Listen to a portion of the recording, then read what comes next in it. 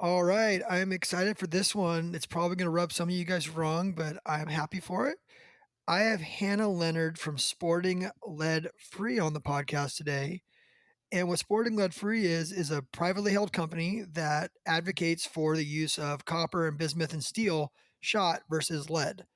They are hunters. They're not a bunch of like people just trying to take your gun rights away and your bullets away. They are hunters. Just educating the benefits of copper versus lead. And as somebody who shoots copper for, gosh, probably 98% of my animals now, I was excited to have them on and just talk to them and, hear what they're doing, and hear how they're not trying to take your hunting rights away. They're just trying to educate and, you know, shine a better light on the copper bullet situation that everyone is kind of. I mean, honestly, I think it's where we're going. So, Hannah, how are you doing? I'm doing good. I'm getting rested up from a big trade show weekend, so excited to be here. Hopefully, my voice stays for the duration of the podcast. Yeah, we were both at Western Hunting Expo, and Hannah was like two booths over from me, um, and we are definitely smoked. I would rather pack an elk out 10 miles than do what I just did because I would be less tired than I was from that hunting expo. Like everyone in my booth lost their voice. Everyone by Sunday night we went to sushi together. My whole team just smoked. I mean, you're like almost like saying things like you don't even know what you're saying anymore. You've said the same story 600 times. I told the same hunting story, right? And then with us, we have this new bipod that's coming out, and like everyone and their mom wanted to be there to see it. So I've told the same like bipod hunting stories 60 times. It just Yeah. it's mind numbing. It really is. Yeah, I definitely didn't want to talk to anybody. I drove home. I live up in Montana, and it was a good, quiet 7 hour drive home after that. So it's certainly not for the faint of heart, that's for sure. Yeah, I'm home for 3 days, and then I jump on a plane and fly to Texas on Friday to do some thing with Gritty, and then we're gonna go hunt buffaloes next week. My father-in-law has a buffalo tag or buffalo in I don't know where the tag. It's in Texas, so we bought a buffalo hunt in Texas for my Cool. father-in-law. We're gonna go do that, so it'll be fun. I, I have it on my bucket list. I'd love to hunt access deer down in Texas. That's a goal eventually. We'll see. So what you should do is go hunt axis deer in Hawaii with my friend Chase. So my friend Chase owns Okay, all right. he owns conservative game management. He runs like pretty much like one of the largest outfitters in the world. So he has like an operation in Baja California, operation in Hawaii, and an operation in California. And we went and did axis deer with him last year, and it was wild, wild. I only shot 2 deer, but if I wanted to, we could have shot 30 each. Because it's almost like Holy it. cow. Yeah, I wasn't really into the whole extermination, like killing deer thing, even though like that's what they want you to do. It wasn't really my thing, just piling a bunch of deer up. Even though the meat gets used, but I did shoot two pretty good bucks. I went over there with Brad Hunt from Gritty, and it was just an awesome time. We shot some pigs as well, and Hawaii is the way to go for sure on that hunt. Well, can't beat that weather either. Yeah, we're actually going to go live over there, me and my family for a month on the Big Island. We leave in like 3 weeks. We're leaving mid March, and I'm just gonna bring my bow, run the podcast from over there, and my wife's gonna tie me down so I can't fly away from Hawaii. I've just been gone literally for straight, so we're gonna stay in Hawaii. I'm gonna bow hunt sheep and pigs this whole time. Probably do some turkey hunting with my bow, and that's it. Just stay over there. I can't wait to be over there. And the Big Island's like a redneck paradise. So if you like to hunt and you're not really a big surfer, the Big Island is where you want to be. It's pretty cool. Well, that's awesome. That's good to know. So now, what do you guys do? Tell us about what you're doing. You tell about the company, everything. Yeah, so Sporting Lead Free, we're a nonprofit organization all about educating hunters and anglers on making the voluntary choice to lead free in the field, whether that's big game hunting, upland hunting, turkey hunting, angling of all sorts, whether you're fly fishing, spin fishing, ice fishing, all of that. So we're all about helping people be aware that there's these awesome alternatives out there to our lead based sporting pursuits. And I get to travel around all over the United States educating folks on making the switch, doing shooting demonstrations.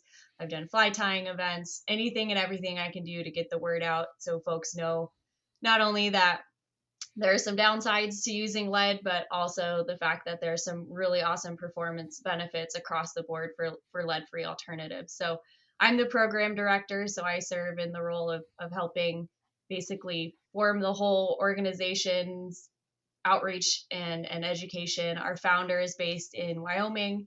And then we also just brought on a new program coordinator, Amanda. She is in California and she gets to help coordinate our ambassador program. So there is only so many people that are so many places I can be.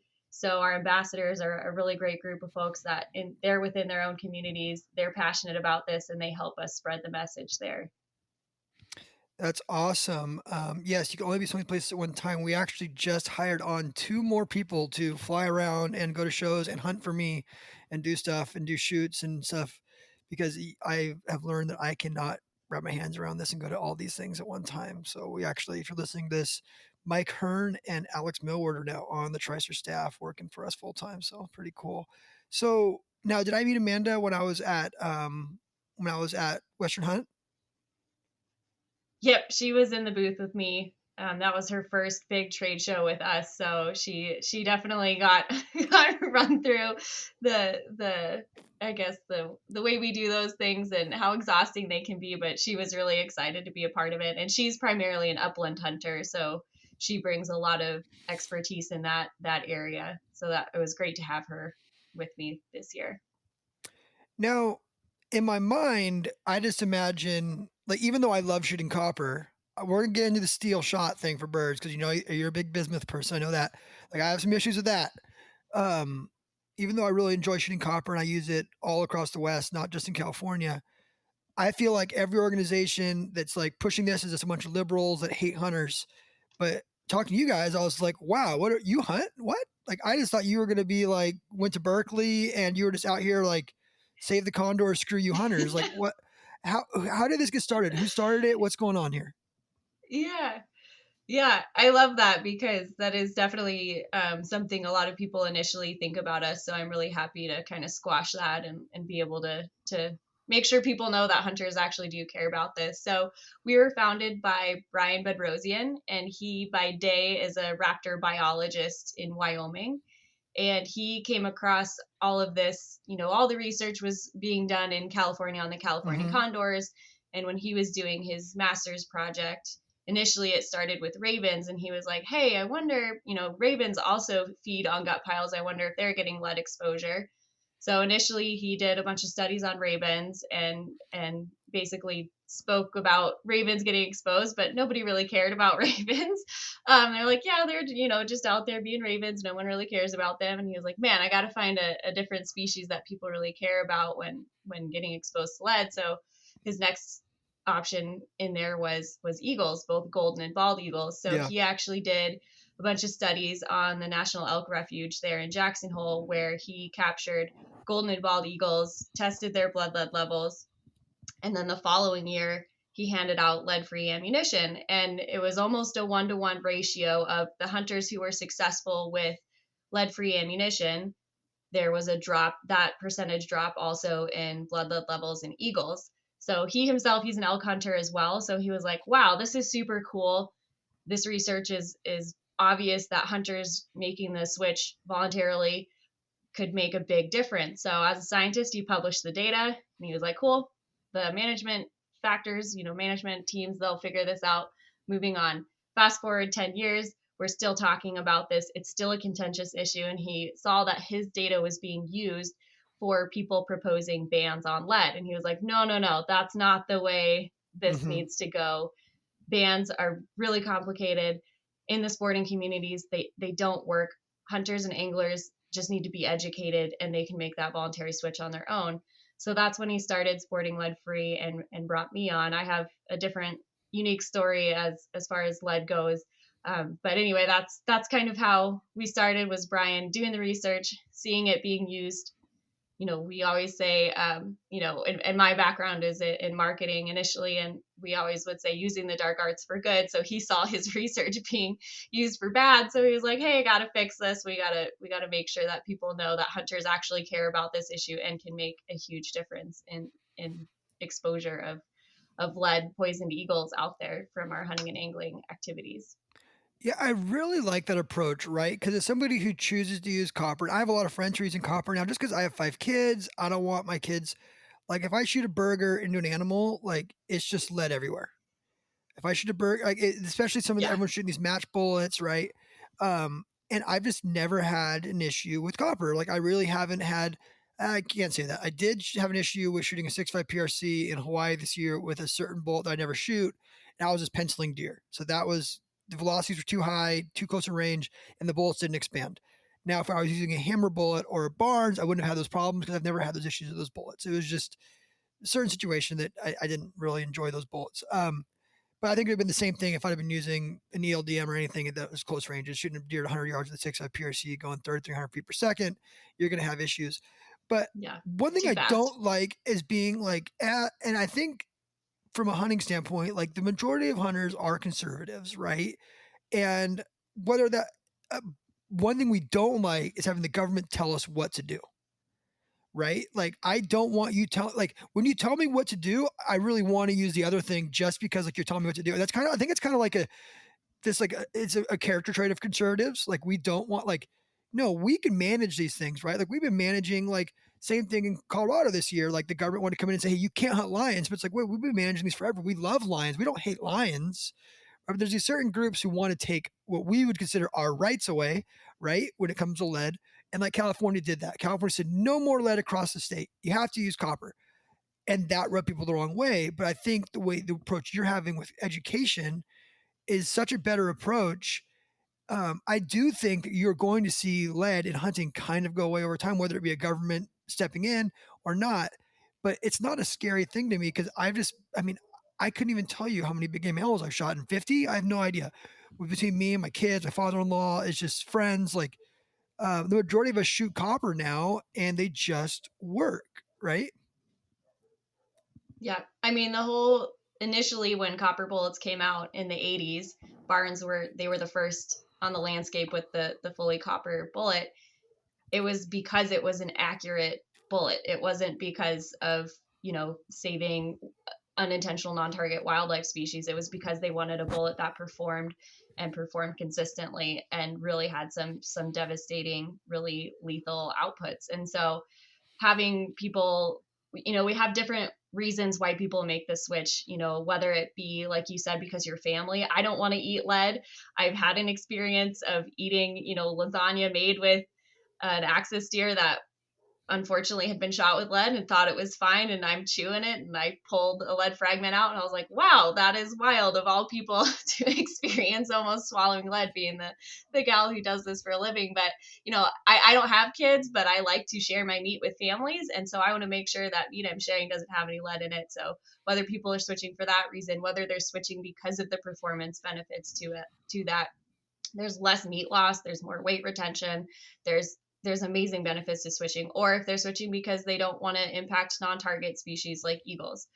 Whatever the reason, we're happy to help you make the switch. And speaking on the point of California, they had good intentions with the ban, right? They wanted to limit the exposure of condors to feeding on gut piles that contain lead, but they didn't go about it in a way that they educated the public on why and how. So it's so important. I speak to a lot of California hunters, and I ask them, I say, hey, when you're being told you have to switch to a lead-free alternative, do you know why? They're like, no, the government just told me. And it's like, all right, let's rewind it back. I'm going to give you some reasons why. And then they're like, oh, I tried it and it failed, or I did this and it didn't work. And then we talk about there's these My nuances. buddy Jim shot a deer. It went right through it. It didn't even. It didn't. It Yeah. just didn't. It looked like a Full Metal Jacket. Trust me, I know. I'm on the forums. Oh yeah. Yeah, well, and a lot of it too is people just don't know how to use the tool, right? If I hand you, a new finagled technology device, I don't tell you how to use it or the way to use it, you're going to have some hiccups with it. That's just inherent. So people don't realize that there are some nuances when you're switching from a lead projectile to a monolithic projectile. And so that's where we come in. We're trying to fill that gap in education and helping people not only understand why they're making this switch, but also how to do it and to be the most successful in doing that. Yeah, and honestly, there's a few things like we'll get into some stuff. Let's go this way first. So I have to shoot copper when I hunt, but I don't have to shoot copper when I go shoot. And I shoot a couple thousand rounds a year into dirt in California. Why? Why is that? You're asking me why Yeah, you can why do do I have that? why can't I shoot lead at Yeah. targets, but I can't shoot it at animals? And I shot I think 7 rounds this year at my deer total copper, but I probably shot, I don't know, 3,000 rounds of lead this year into the dirt all over Southern California. Yeah, so a lot of that goes into when it's entering the food web. So in California, the reason it was banned is because California condors were feeding on gut piles that had lead ammunition in them. It was a lot of people say no, that's not the case. There's studies out there that actually matches isotopically the lead that these condors were ingesting to lead coming from ammunition manufacturers and ammunition factories. So that's the reason why when we're out there hunting animals, we in California you have to make the switch.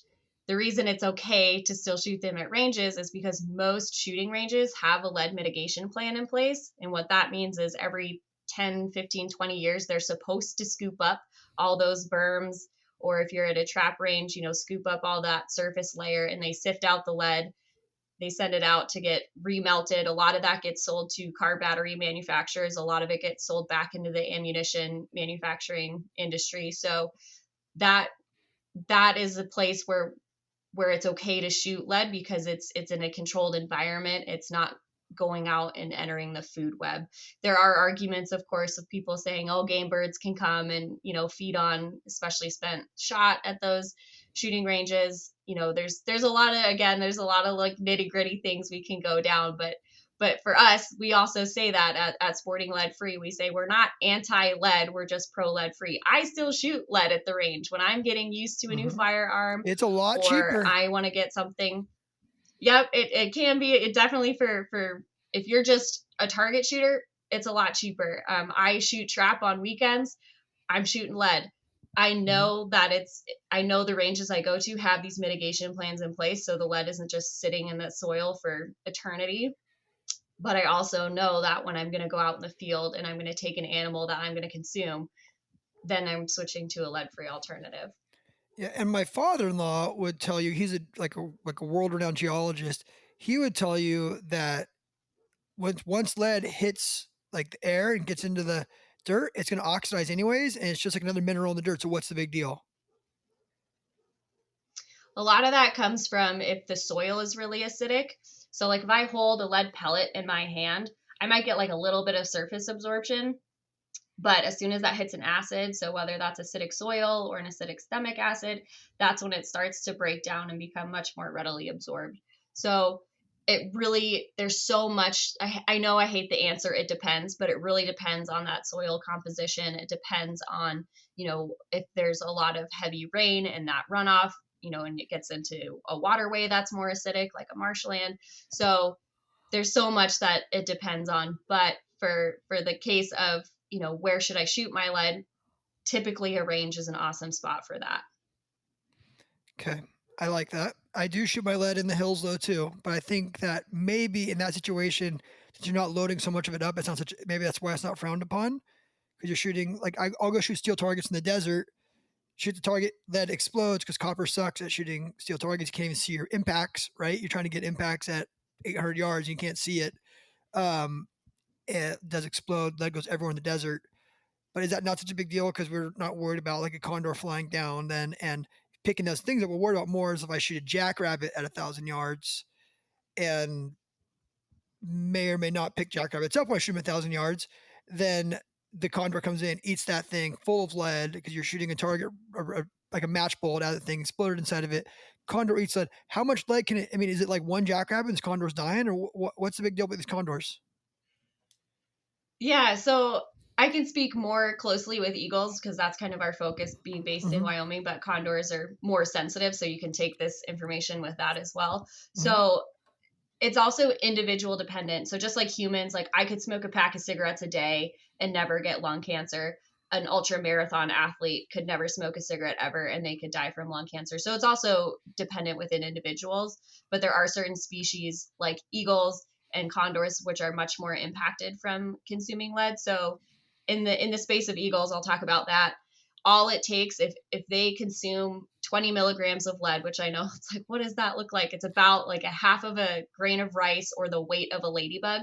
That is enough that could kill them if that gets fully assimilated into their bloodstream. So So if we're 180, looking at a gut 180 pile, ELDM has 10 grains of rice in it. Get dumped into the animal, 100%. yeah, At least 10 grains of rice get dumped in there. Let's yeah, look at it like that. Okay. yeah. So you can see too. There's been a bunch of studies done. There's one particularly in Wyoming where they shot a bunch of white-tailed deer. They X-rayed the entire carcass and then they gutted it and then they X-rayed the guts. And on average, for a white-tailed deer, there was about 160 fragments left in the gut pile. And those, I want to also note that those are visible fragments. So some poor student had to sit there and look at these X-rays and like count all of the visible fragments. There's new studies out there now too that they're actually seeing thousands of fragments because of that really fine dust particulate that especially in our like bonded bullets that they don't fragment these big chunks but they fragment these little dust particulates. Mm-hmm. Those are actually way more dangerous to our non-target species, our scavenging species, because that's so much more easily absorbed into their bodies. So it really doesn't take a lot of lead to kill an eagle, to kill a condor. And if we can leave those gut piles clean, why not? Again, like our whole thing too at Sporting Lead Free is we are hunters and we want to preserve our hunting heritage. If the wrong group gets it in their head that we're out here killing eagles and condors and we're bringing lead home to our kiddos, that's a bad day for hunting. And we don't want that. We don't need any more bad press. So I think we need to clarify because you keep saying gut pile. You also mean lungs, etc. Because like this doesn't mean that guys, if you guys are a great shot and you shoot it through both shoulders, that you did your part. Because if you shoot through both shoulders, it's going to hit both those lungs. And I don't know anybody taking the lungs home, and that's pretty much what's full of the lead is the lungs. And these animals are eating those lungs, and that's what you mean by gut pile, right? Is Oh yeah. internal organs, not Yeah. just So gut the pile is guts. Yes. yeah, anything you leave in the field. So I happen to love bringing a lot of the different parts of the gut pile home because I make treats for my dogs, and I'm just that weirdo that tries to use as much of the animal. So you My can, wife is all eat. about the liver right now and making these like little pills. Yep. So all the women, all the crunchy women at Yeah. church, I'm just bringing home deer liver after deer liver for all the women to like freeze and make pills out of. Trust me, I know all about it, Hannah. Oh yeah. So, but when we're talking about gut piles, it's anything you leave in the field. So what a lot of folks also don't realize, because when we go to the range, we're shooting paper, we're shooting steel. What we have at our display, what you were able to see at Hunt Expo, is we have these ballistic shells and we have these epoxy casts. So the ballistic shells show you your trajectory, your bullet trajectory through the bullet or through the cavity of the animal. And those fragments can travel up to 18 inches from that initial point of impact. A lot of people will argue that that's helping take down the animal. For the most part, if those fragments are so small, at that point, it's just damaging your meat. If they're bigger fragments or bigger petals, sure, that's creating an additional wound channel. However, that's also going into parts that you're either leaving in the field or you're bringing home to your family. So that's something that, we really like to talk about with folks because a lot of times having that visual aid, I can say it as much as you want, but seeing it is believing it. We'll do shooting demonstrations with people and they'll be like, nah, this bullet, I had a buddy who was shooting the ELDX bullets. He's like, nah, this doesn't fragment. I was like, awesome. I would love to see a lead bullet that doesn't fragment. We shot it into the water trap. He was like, I think you had lead fragments in there just waiting for me. I was like, cool, let's shoot it into a ballistic shell. I'll show you. It's all clear and great now. And then I'll shoot it. And he shot it and he's like, okay, yeah, you're right. That one did fragment. So really any bullet that has lead in it will fragment. It just the amount it fragments can vary between bullets. Yeah, exactly. And I mean, if I want to be totally transparent, me and probably most hunters out there, when you let's say you do shoot an ELDX or a burger through a shoulder, it blows out that back shoulder. You're cutting that bloodshot meat out where all the lead is and throwing it on the ground anyways before you pack it out, right? Like I want to get a lot of that bloodshot off in the field, so I'm just cutting that out and throwing it away. I can tell you, we did shoot some Coues deer with burgers in Mexico this year on a 30 nozzler, and there's definitely some lead meat. We put whatever, I'll tell a story. My partner shot his first Coues deer, shoots it through the lungs, perfect, right behind the shoulder, boom, blows him out. I mean, like on video, you can see the blood spray everywhere. It's wild. He's so excited. His first buck. Buck turns around. He shoots this buck through the back strap into the spine and drops the buck where it stands. We got down there and there was meat from that buck 10 feet up in the air in a tree. The next day it was gone. And now I'm thinking about it. I'm like, dude, I just killed so many birds in Mexico by letting him do that. And like, honestly, as somebody who loves nature, like, I'm like, oh, I feel kind of bad about that. Like I'm thinking about it now. I'm like, wow, we probably killed some animals that we shouldn't have done. And I was shooting copper, and actually, like, Ben did. I'm shooting copper. A lot of us are shooting copper on this hunt. But my father-in-law brought his nozzler, and I'm looking at it, and I'm like, man, like, he just drew an elk tag in Arizona. That's for my father-in-law. And I think I'm going to have him switch over to the hammers just after having that experience with that gun. Like, hey, we should probably shoot the hammers when we go to Arizona, because I don't want you to, like, fill this elk full of lead. Like, just seeing what that bullet did, like, on that deer, it's doing the same thing in an elk, but it's just not as explosive. It's doing it all inside of it. So copper is a better way for him to go. And he does shoot copper in most of his guns. It was just this time we already had the burgers were loaded up, they're ready to go, and I was like, we don't have time to redo this. I'm gone too much to shoot the burgers. And I could definitely see how we definitely poisoned a bunch of birds in Mexico last week. Yeah, and that's another thing too. Like burger bullets, all bullets are awesome, right? All bullets get the job done. I mean, I'm sure there's some out there that people don't love, right? But we always say there's no dead or dead. You know, they work, so there's no question about the effectiveness there. But it's really all about, you know, thinking beyond the bullet, thinking not only, you know, what you're leaving on the landscape, but also what you're bringing home. And there, a lot of folks, they're saying, oh, I don't want to switch to copper because I want that big, you know, expansion. I want those, you know, fragments coming off. There are amazing copper manufacturers out there that make bullets that are intended to pedal off. Just like you were saying, hammer bullets, that's a great example. Cutting Edge, they make a great bullet that pedals off as well. So if you want more of that pedaling off, that kind of explosive nature, there's amazing copper alternatives out there. And copper is not toxic like lead is. So if an eagle or another animal eats, you know, a big chunk of copper, either they're going to regurgitate it because their body's going to treat it like bone or fur that they regurgitate anyway, or it just passes through them, and it's not going to have those lethal consequences that lead will. Yeah, and honestly, like, we should talk about the effectiveness of copper and why I personally choose to shoot it, and I choose to shoot it out of state as well. For one, I find I get way less meat damage. I can shoot through the shoulder and not worry about blowing the thing apart. Honestly, like, I shot a buck last week, or I guess it'd be 2 weeks ago in Mexico, through both shoulders, 300 yards, and that buck dropped in his tracks. Bam, right there, went 30-06. The bullet's ripping out that, I'm shooting like 3160 velocity, even though it's going fast. It hit that deer probably going 2,900 feet per second, and that buck dropped in his tracks. And every animal I shot with it this year, it dropped in his tracks. But I didn't leave lead all throughout it. They're phenomenal. I know I talked to a lot of guys from Africa when I was down there, and they're like, we will not let you shoot lead in Africa. Because we only let you shoot barns. Like they were saying, we only let you shoot barns, TTSX in Africa, right? Or hammers or some of the horny stuff. And the reason is they want to get that full penetration all the way through. Like you'll see a lot of guys like Brady Miller. There's a lot of people in the industry. I think Ranella too, and Giannis. I mean, like there's a lot of very known people in the industry who are shooting copper now. I shouldn't speak for Ranella and Giannis, but I think Giannis is shooting copper now. Yeah, so they partnered with Federal, and their whole Federal premium trophy copper, it's all branded, and Federal, they load TSX barns. It's all branded Meat Eater. Mm-hmm. So that's something that they co-branded with them. So I would hope that they're always using it, but also I can't speak with them either. But I just know at least they support it.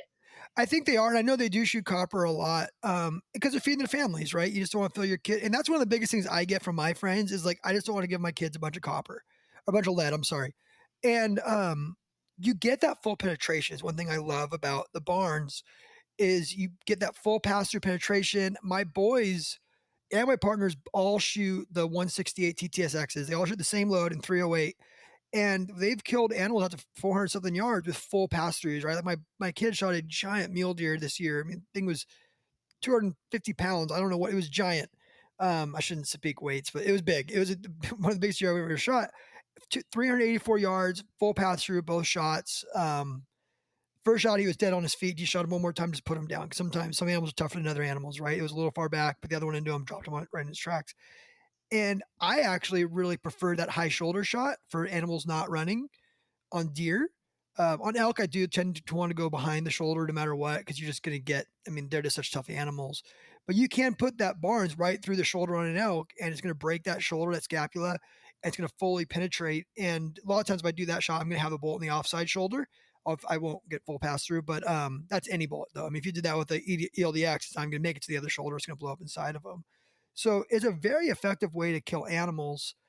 And the barns are phenomenal. And I've shot barns forever. I shot the LRXs. I've shot a lot of stuff with 6.5. I've killed elk with a 6.5. I've shot a lot of the 180s and 168 ELDXs, or the, I'm sorry, the TTSXs. And now I've kind of switched over. I go back and forwards. I work with both Barnes and Hammer. They both put on the podcast to talk about it. Um, and I shoot the hammers and the Barnes in my guns. And the hammers, like Steven Hammer, he literally created this bullet not because he was like some hippie condor saver. He just wanted to not have lead in his meat, and he wanted to effectively kill animals, right? And he Yep. created a bullet that just is lethal on animals. It just works better than the lead bullets I've shot in. And I know if I put a hammer into an animal, I mean, when I do it right, it looks like a cat's paw at the other side, right? So I get this like baseball sized cat's paw, not an exploded hole like with a burger, but I get this crazy terminal performance where I'm getting the big slug through the middle, and then the three petals come off and they take it out, and it just wreaks havoc. Yeah, there's so many awesome benefits to lead free that I think once people try it, they'll see the difference. And most every major manufacturer has a lead free bullet option out there on the market. So Yep. it's really all about, that's part of what I do too, is help people find it in either their local retail stores, or if you live somewhere where you can buy it online. It's really kind of, I always akin it to when you go to the grocery store and you see the wall of cracker flavors, and you're like, oh, I'll just grab one off the shelf. And then you get home and you're like, oh, I got the rosemary olive oil and I meant to get cracked pepper or whatever. It can be very similar when you go into a shop and you see all these different manufacturers, and you want to do, pick the lead free one, but maybe you're not familiar with the name of that specific bullet, because everybody has a specific name for their lead free bullet. They're not all the same. Not everybody has the same symbol that tells you it's lead free. So again, being that informed consumer and knowing, and also trying different brands. Like I have guns that shoot certain brands really well and other brands not so well. So it's all about, people ask me, oh, what's the best brand to shoot out of my rifle when I make the switch? I say, whatever one your rifle shoots the best, that's the one you want to go for. Yeah, and honestly, all these bullets now, the cool thing is they're specifically made for killing animals. And like my favorite thing Yep. about a copper bullet is that blood trail, right? Like, and the argument would be, well, if you shot a burger, you wouldn't have a blood trail because it would die right there. Yeah, if you shoot him a little bit farther back, you're not going to have that problem. Like I've had my father-in-law shot an elk with a burger, and it blew the shoulder up, and the elk got away. It didn't penetrate. Yep. And like, don't get me wrong. Like, if Burger's listening to this, I love your bullets, right? I hung out with the guy this weekend. I shoot your bullets at my matches. I love it. I just don't think it's a hunting bullet, right? And then there's this big push right now, and this is going to piss some guys off over on Rockslide, I know, to go to like a small, like Sierra tipped Match King, the TMKs, right? And they're shooting these 80 grain TMKs because it's an exploding bullet. And it's just, you can shoot a tiny bullet and it does the trick. But man, like, you're just, for one, I think you're asking for it because a marginal shot, you're going to have problems. And for two, you're not getting that full penetration, right? And you could do the same thing with a nice heavy copper bolt that's going to get in there, kill that animal effectively. And yes, I can say that a lot of times I shoot an animal, like I shot an animal end to end this year, an antelope, and it ran 75 yards. It was dead on its feet. I cut that thing apart with it was with a hammer, and possibly if I'd have used a burger, it probably would have dropped right there because it would have just freaking wrecked shop on lungs, everything, just dumped them. But the animal died, and I feel like I've never had an issue with a burger or with a Barnes killing an animal. They just work, right? I'm Yeah. actually texting the guy from All Barnes is the texting me as we're animals. talking right now. I'm trying to get him to sponsor this match we're doing in Africa and have him be the Barnes be the sponsor for it because I just know when I'm shooting a hard shouldered animal, if I'm going to go to Alaska, which I will go to Alaska at some point for moose, 100% I'm shooting a Barnes. And honestly, it would probably be over a hammer I'll shoot a Barnes because I want it to stay together and go all the way through. And even though I know like Steve's gonna hate hearing this if you heard this part, I just feel like a Barnes would be the most effective bullet for a moose because you can get that full pass through and you're gonna get that blood that you need. Yeah, all the animals I've shot, and I've shot all of them with copper. Uh, they've dropped on the spot. I think this year my whitetail he ran maybe 60 yards, and I panicked because it was the first time I've shot offhand. I was leaning on a tree. I had this ex that would always yell at me. He'd be like, "You see the does running, you got to get ready." And I'm like, "I'm not shooting an animal that's running. I'm not ready for that." And then this year I see these three does running, and I'm like, oh man, I got to get ready for this shot. And so, I knew the buck was chasing him. And so I lean against this tree and I, make a little bleat so that the buck stops. And then I shot him, and then he ran a little bit, and I was like, oh man, that was a dumb decision. I shouldn't have done that. It was the last day of the season. But then as soon as I get up to him, he was dead before he, Yeah, even he knew was it. dead I on think his it was feet. just He was that dead on his feet, adrenaline. Yep, especially a yep. And rutting deer. I shot my elk. Yep, I shot my elk this year at 362 yards, and she dropped. She didn't even know it was coming. So, I mean, the reason I made the switch, I guess I can tell that story too if you want to hear it. But Yeah, I was hunting. I'm an adult onset hunter. I didn't start hunting until graduate school, and I did it because I wanted to bring meat home to my family, to myself, and I didn't want to rely on somebody else to do that. I was diagnosed with Crohn's disease when I was 12, and for whatever reason, beef products can make me not feel super awesome. So I was introduced to game meat, and that didn't make me sick. And I was like, man, I gotta figure out how to do this on my own.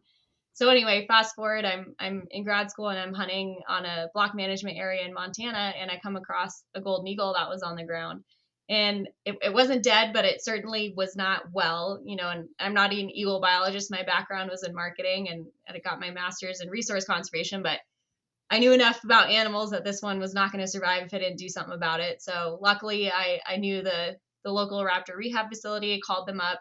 They said, oh yeah, just throw your hunting jacket over it and bring it on in. I was like, oh man, that's just casually throw it's not a parakeet out here, but did that. And at the time, its wings were drooping, its talons were clenched. I just had assumed it got electrocuted. There was all these power lines up above me. And so being an animal lover, I called, when I dropped it off, I said, hey, call me later and let me know, how this eagle's doing. This is an awesome experience. I never thought I'd have. But anyway, so she calls me later. She goes, yeah, this eagle has lead poisoning. I said, what are you talking about? The eagle's not, chewing on old barn paint or huffing, old tractor gasoline. She's like, no, it's in gut piles. And she explained the whole thing to me. And I was like, oh my God, I have to quit hunting. This is like the worst. I can't believe I'm out here doing this. This is awful. She's like, no. We need hunters on the landscape because these gut piles that hunters provide, hunting usually is the same time that the eagle migration is. So it gives them such an awesome free meal to eat on the landscape. So she's like, we need you out there as hunters providing this resource for these animals. However, just make the switch to lead free. So I went home and I started Googling everything, figured out what this lead free business was about, and immediately switched over and resighted my rifle in the next day to a lead free bullet. And then a researcher up here in Montana, Mike McTee, he heard about my story. We wrote an op ed into our local newspaper. finally, when I finished grad school, I was that student that was like, please, anyone hire me to do anything. I'm poor, help. And Mike had been friends with Brian, who had just begun starting this sporting led free process. And he was like, hey, would you want to do outreach for this organization? I was like, heck yeah. I've already been that weird girl trying to, transition all my other hunting buddies into switching to lead free. So might as well do it for a living. And here I am 4 years later, still doing it. So one day I hope I don't have a job. One day I hope everyone knows about it and it's old news and I have to figure out some other career. But for now, it's a pretty awesome job.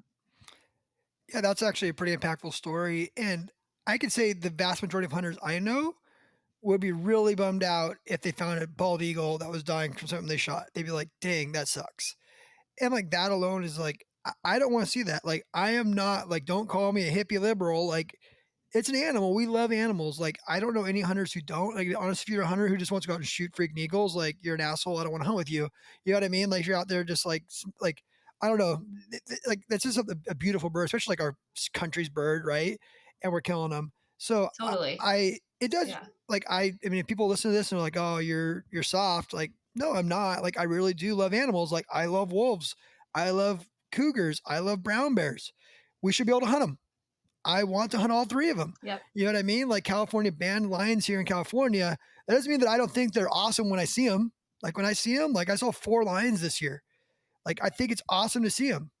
Yes, I would love the opportunity to be able to hunt them and manage that species, but I don't want to just like flagrantly be like poisoning lions and having them, die off. Like it's just not who I am. Like it's just I do want to manage them. Yeah. You know what I mean? And so yeah, I think that's awesome. I think it's too like being an adult onset hunter. I didn't grow up in a hunting family, and I grew up in an outdoors family, and my parents were kayakers, mountain bikers, rock climbers, that kind of side of things. And it wasn't until I started hunting that I realized that I didn't know anything about the environment that I was, recreating in. mhm. And hunters really do have such an awesome and unique perspective on our wildlife, on our landscape, on our public lands that I think the non-hunting public would be remiss to not just listen and understand a lot of what we have to say. My hunting buddies know more about the animal behavior than a lot of people who proclaim to be animal lovers kind of thing. And so it's really been cool to become a part of this community and really go in full in and start really respecting and understanding it in a very different way than I thought I had before. I thought I had that respect and that understanding before, but it's one of those things, the more you know, the less you know, And Yeah. so, learning that and being able to appreciate that has been awesome. And honestly, I have a lot of contentious conversations with people, right? This is a contentious issue. And the most intense conversation I've had is with someone that was more on the environmental side and really upset that we weren't pro ban. And, after talking with that gentleman for a little bit, he totally understood that position, and he went to his legislators in his state who were proposing a lead ban in their state, and he said, hey, we actually don't really understand this, and we need to take a step and understand why we shouldn't have a ban and why we should go this education route. So that's been really cool. That's the most rewarding part of the job, is having people come up really hot and bothered and then leave being curious and wanting to learn more. Oh, people hate copper. Like I get people pissed off. When I say what I shoot, man, especially this year, I'm shooting 30-06 with copper bullets. Oh man, it is like I am like the anti-hunter for some reason now versus this new modern, fan-angled 6, whatever PRC with a small tiny bullet that blows up. All right, so you don't have to sell me on the bullets. Like I get it. I hunt with them. The proof's in the pudding. Anyone can argue with me all day long. I kill more animals than most dudes do every year with copper. Hands down, copper bullets work. That's it. This is where I'm pissed off. And I told you this, Let's right? hear The it. steel shot thing, right? So we went to steel shot in California. We are lead free for everything, including birds. So I have to shoot number 7 steel. I know you're gonna say bismuth at birds, and man, I wing so many birds because the problem with steel is it just goes straight through them. And I told you this. I think I told you this.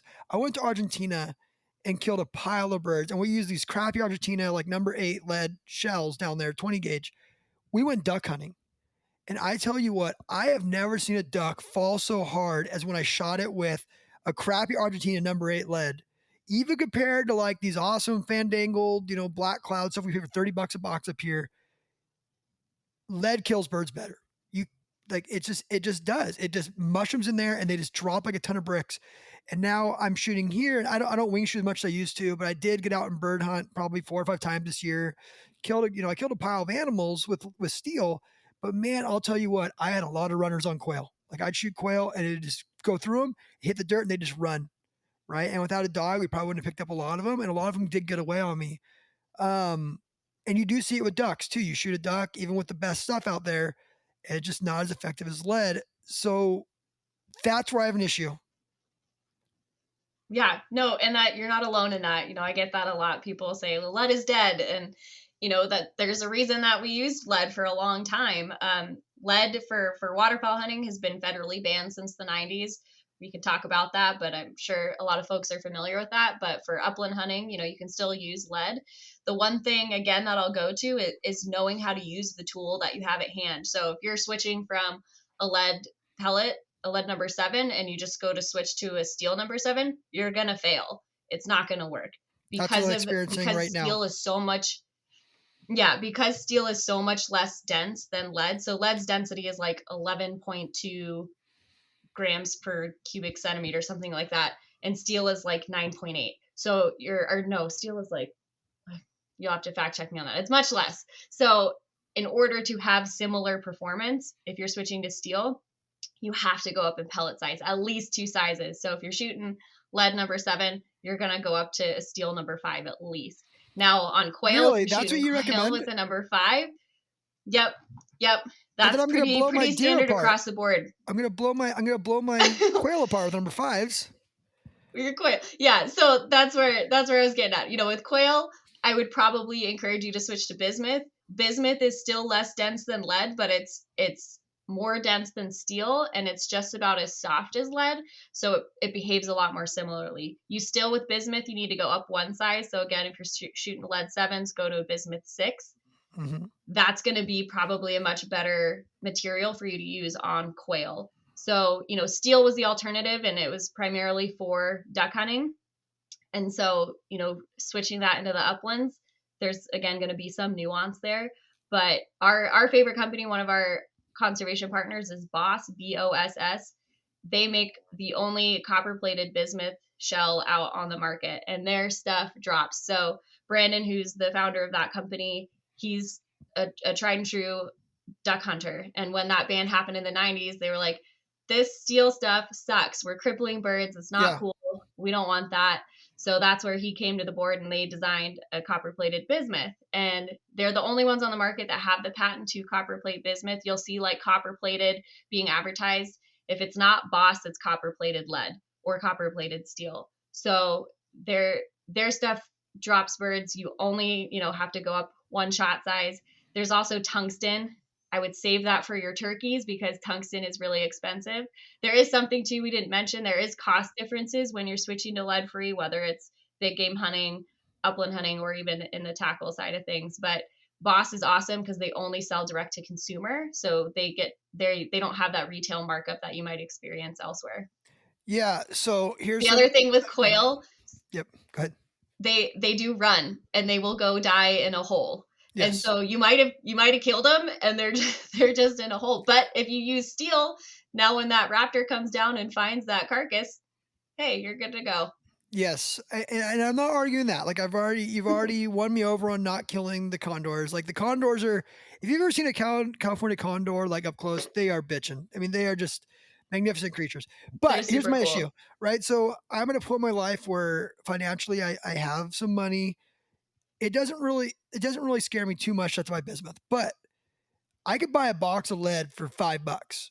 Steel's like $10 or $12. Bismuth is like $30 a box, right? So, and then also being in California, since California hates us, we can't just buy it online and ship it. We have to go buy the Boss and send it to our FFL and then pay an 11% tax on top of it. So now that $30 box is $33, and I got to pay the FFL whatever their markup is to do it. Right. So it's not like I just send it to them to do it for free. So like I'm probably going to spend $40 a box for that bismuth now to get it here. Which I do want to get the contact for Boss. I would like to talk to them because it'd be kind of cool. I didn't realize they're doing duck loads as well. I do have friends that are shooting bismuth, and I understand the push to it with like my friend. I do have my friend Kellen. He shoots bismuth, and it does work really well.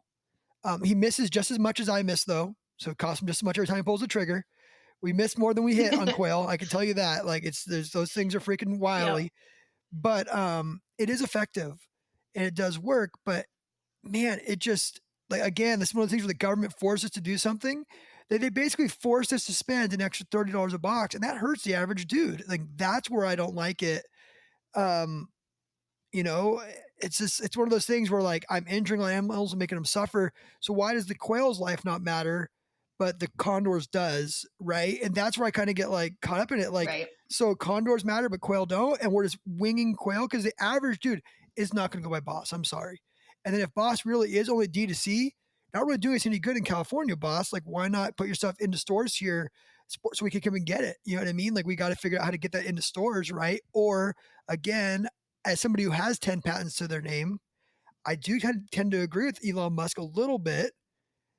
And patents hurt things. So Boston has this patent, no one else could use it. So now this technology is not available to these big companies who could get that into the hands of the consumers to save these animals. A lot to unpack there. Yeah, Sorry. I would love you to sit down with Brandon at Boss and ask him those questions because he's phenomenal at answering all of those questions and the why and the how.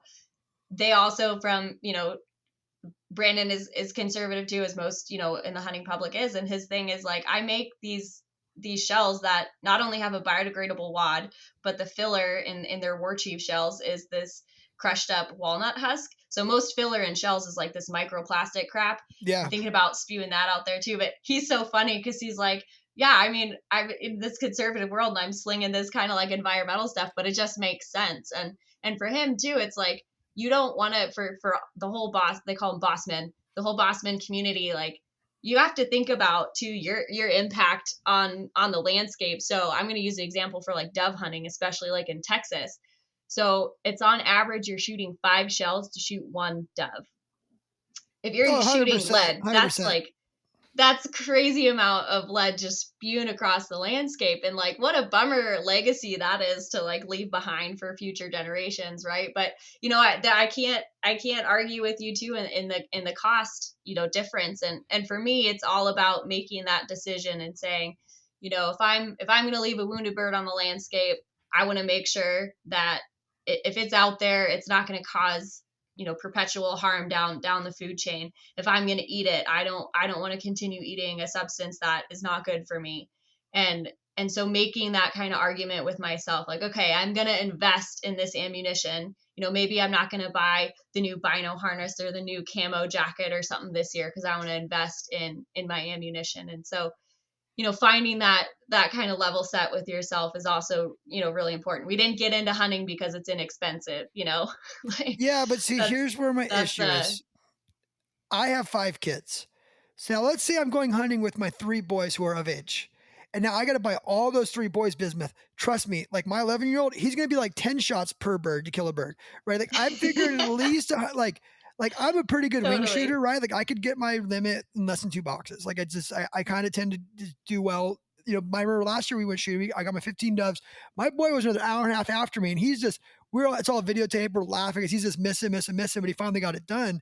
That was in Arizona. We were shooting lead because it's cheaper.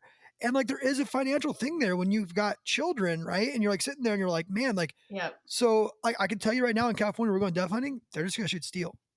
Like I'm not gonna go, I'm just gonna Yeah. injure a bunch of doves because like to me, like this sounds terrible, right? But like an extra $25 a box so my kids can shoot bismuth and miss just the same, but to potentially put the doves down, like it's just a dove, right? So I'm injuring these animals. It's just that's where it's hard, and it's like so we are injuring more animals, and like I just like it's put yourself in my perspective. Let's say you Hannah have 3 boys, and you know you make it. So now you got to go buy ammo for 4 of you instead of just you. What are you shooting? Are you shooting Boss?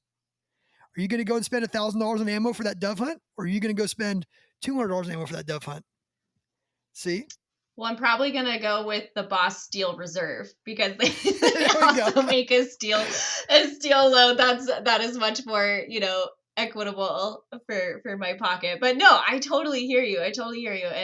And that is something I think that, with the future of lead free, especially for kids, it's something that, if you have a big family, it's definitely a concern. And I don't have the perfect answer for it, Yeah. but I hope as demand increases across the board, that's going to drive prices down, because as manufacturers are seeing like, oh man, like we have a lot of demand for this, and that consumer driven demand, I think, is really going to help as well. Hopefully, if all if all goes to plan. Yeah, and it's just the average guy. So that's where I'm like devil's advocate on the stuff. Is the average dude is making 65 grand a Totally. year. You know what I mean? It's expensive, even on the barn side of things. It's $60 for a box of 20 barns in California, right? Maybe more when you add the tax on there. He's like, dude, he can go to Walmart and buy a box of, core locks for $25 and go kill deer. You know what I mean? And that's where it gets hard for people economically. And you're really, and then you get California coming in and putting 11% tax on there to justify a bunch of, on hunters. And that's how I look at it. I don't look at it as shooters. Yeah. They look at it as shooters. I look at it as hunters. And like, man, you're just, they're just poking away at us. And that's where the kind of devil, and California is different. Like, I feel like they're coming at us and they're trying to take away our rights, and they're Yep. trying to take away all this hunting. And it's just like, death by 1,000 cuts. And by doing that, like, if it was like, let's say all of a sudden California found out, like, this is a real thing.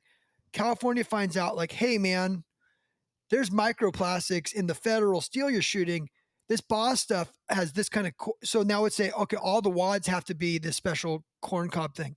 Now we're forcing them to go 30. They're doing that because and in their mind, you could tell me they're not. They're not doing it to the animals. They're doing it to screw hunters. They're doing it because they don't want hunters to hunt, and they, what I mean. And now it's like hunters can't, oh, hey, it's $35 a box. You have 4 kids. Okay, it's going to cost you $600 in ammo to take your kids dove hunting this weekend. That sucks. Yeah. Yeah.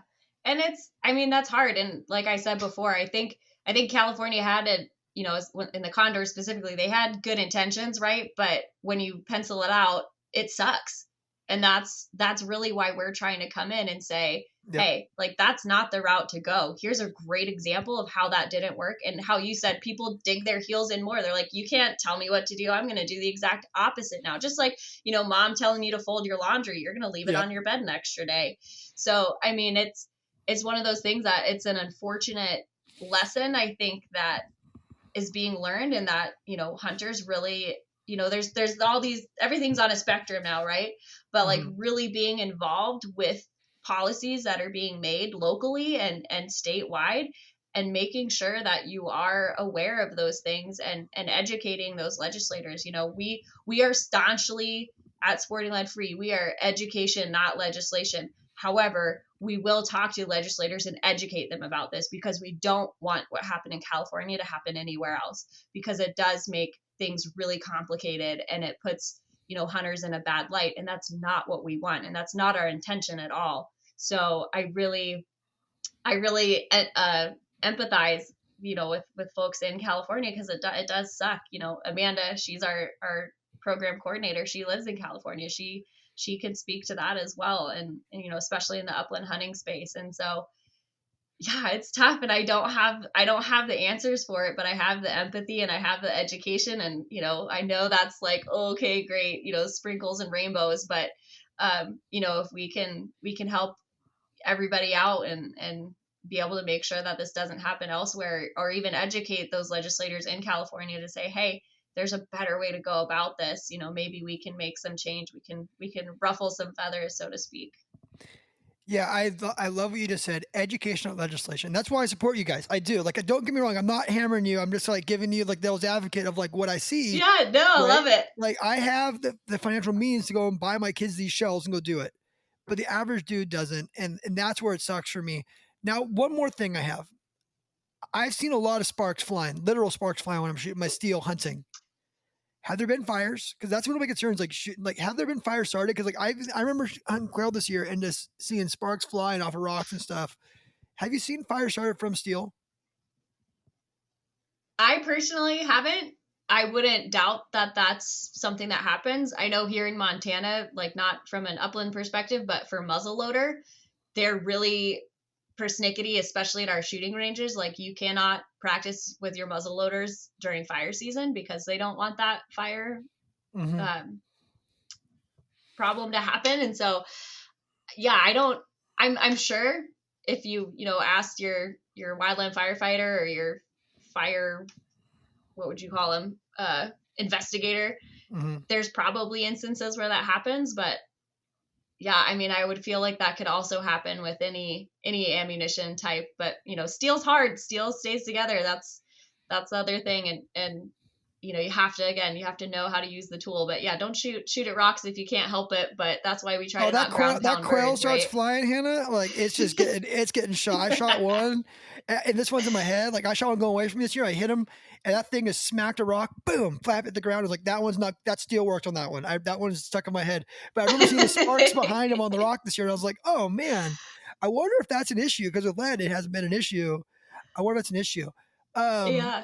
As we kind of get towards the end of this thing, I can say that there's certain areas where it's just accepted, right? So like turkey hunting now across the country, almost everyone switched over to tungsten, right? And then coyote hunting, almost everyone switched over to like dead coyotes, right? Like if you shoot a dead coyote round, a tungsten round, dude, I've reached out and touched coyotes at 70 yards on the run and dropped them in their tracks.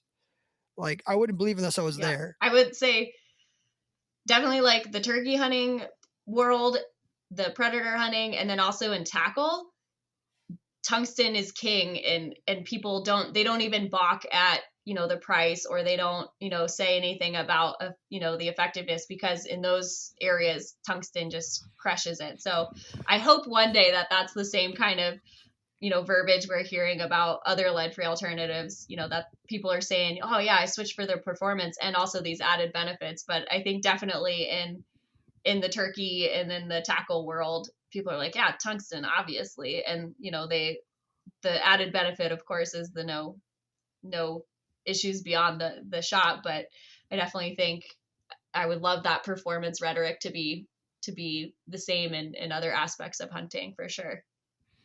Yeah, it's effective. It works. The tungsten works awesome. The bismuth works awesome. I'm just the price for the dove. Price for dove goes up a lot on the bismuth. I get it. I get it. Oh, and then, I do. Not to just continue down the Boss train, but they are this year they're going to release a dove specific load out of Boss. So hopefully that'll be more helpful in your dove pursuits. So I honestly we'll see. I'm excited, but the problem with me is I just big game hunt too much, so I'm just bitching at you to bitch at you. But like I didn't even go dove hunting. I shot like 4 dove this year, but it was like all like in like the late season, like by chance hunting quail. I'm like, oh, there's a dove, and then I was kind of bummed that I shot the doves. So I'm like, what not intentional. Now I have 4 doves in my bag, and I'm like, I don't even want to eat these things. So, but we did, right? It's just well, you bring up another point too. Like if you're out there in the field and you're hunting one species and then another species goes up, like especially for, duck hunters, or if you're out like pheasant hunting and then a duck comes up, like if you're shooting lead, you cannot shoot that duck. But if you're shooting lead free, you can shoot anything and, not have to worry about that. So that's another benefit. I can tell you that Hannah is right. I did shoot. I was quail hunting, had number 6s in my gun, steel.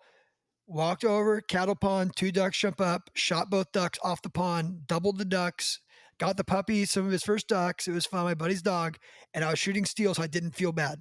I was like, oh, it's completely legal. Awesome. I shot you off this pond. You guys are jumped and dead. So yes, that does transcend that way for sure. And the number 6 steel dropped both those ducks in their tracks. So love it. So it did work. Hannah, I love that you guys are for educational legislation. I love that you guys are hunters doing this, not a bunch of like, in my mind, when I first saw you, I was like, oh, what the heck is the Humane Society doing here? This girl hates hunting. Girl hates hunting. And both of you guys are hunters. So we always end with like a hunting story. Doesn't have to be your biggest animal, just a quick story, like a 5-minute campfire story of like you going out there and hunting and, and doing your thing. Tell us a story. Yeah. Well, do you prefer big game or upland? I've got all kinds of stories. Well, whatever story you want to tell. No one's told an upland story yet. I mean, everyone always wants to tell their doll sheep story, and everyone wants to tell their dove story. But whatever you want to tell, I don't care. Yeah. Okay, I have a great story. So every year there's a group of us gals that we bird hunt for opening grouse in eastern Montana, and it holds a special spot in our hearts. And this year, my goal was to shoot a sage grouse, and I know that's another contentious issue that we could save another whole podcast for that. But anyway, so my friend Donna and Donna's from Arizona, and she's this badass gal. She's in, I think, her 60s, and she loves hanging out with us girls in our 30s. And anyway, her and I go out, and we're hunting this block management area again. For those of you who don't know that, that's a huge, awesome, important thing we have here in Montana. Private landowners allow public access during hunting season. Important to keep that safe. Anyway, we're hunting this kind of chopped cornfield or some agriculture field, and this raccoon is on like the other side of the field, and it starts running towards us.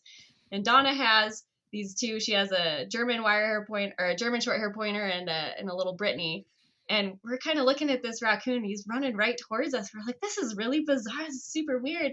And he keeps getting closer, keeps getting closer. So Donna, she's like, this is not the day for this. We're not having these rabid raccoons running at us. So Donna starts trying to whack it with her shotgun. That's not doing anything. So she backs up. I'm trying to hold the Brittany. So she shoots the raccoon. It's still living. She shoots it again. It's dead. And we're like, what the heck just happened? So we're kind of looking at each other like, man, is this raccoon rabid? What is going on? That's the craziest thing we've ever experienced. The dogs are kind of wigged out. So we're kind of catching our breath. And we're like, wow, that was super bizarre. We keep walking after catching our senses. And lo and behold, this covey of sage grouse blows up in front of us. And Donna was still shooken up from this raccoon, the coon attack, attack, if you will, the coon attack. And I go up, I shoulder my gun. At the time, I had Boss 7s loaded, and I pick out a sage grouse in this covey that blows up, and I shoot, and 2 birds drop. And I was like, yeah, Donna, we just doubled. And she was like, I didn't even shoulder my shotgun. I was still just in the raccoon mindset. And I was like, oh man, like I just scotch doubled on sage grouse, which in Montana your limit is 2. And so not only the experience of Donna and I surviving this hilarious raccoon encounter, and then like 3 minutes later getting a scotch double on some sage grouse. They're beautiful. And just having that moment to share with Donna in the field was so awesome and so silly, and we'll never forget it. And we did call Game and Fish and say, hey, we had a weird raccoon incident, and Donna brought the raccoon into the vet lab. They chopped its head off, sent it out to the lab. It had distemper, so it wasn't rabid, but not the best thing to have on the landscape. But anyway, there's your most random campfire story you'll probably have of a raccoon mixed with a scotch double on some sage grouse. So. Yeah, 2 ladies shooting dealing with a raccoon attack and then shooting 2 sage grouse with 1 shot. It's the first story we've had like that. That's for sure, Hannah. Yeah, what a fun podcast. Sounds like those boss pellets sure do work. You can shoot every time you shoot a boss, you get 2 birds with 1 shot, so they're worth it. They're double up. There you go, boss. I'm a fan now. I do want to get his contact info from you. I get that off the air. But Hannah, plug your organization real quick. Plug everything, where you guys are, how we can help you, etc. Yeah. So we're Sporting Lead Free. You can find us online at sportingleadfree.org. We're on social media on Instagram and Facebook, Sporting Lead Free. You can send me an email. It's just Hannah, HANNAH, at sportingleadfree.org. If you want to yell at me about things, or if you have questions, I'm here for it. And we have a membership program you can sign up for. We also run an ambassador program. We close those applications for this year, but please look for it for next year. And if you're an organization out there that you want to get involved as a conservation partner with us, please also reach out as well. We've got lots of ways to get involved, lots of ways for you as an individual to have your voice heard in this space and promote hunting in a positive light. So we're here for it. Thanks so much for having me. All right, Sporting Lead Free. And I can say that I really enjoyed this conversation. I enjoyed the back and forwards. And I think that the hunting community needs more of this and less of screw you, asshole. I think you need to be able to have a conversation with all sides of political spectrum and all sides of hunting. And I think it will make for a healthier hunting community, and it'll help us go forward where we can dictate our opinions, not with the government's opinions over our love and our passions of hunting. So, Hannah, you guys are awesome. I support you. Anyone comes after you, just tell them to come to me and I'll punch them in the mouth. All right. I love it. Thank you so much. All right. Let's do it again.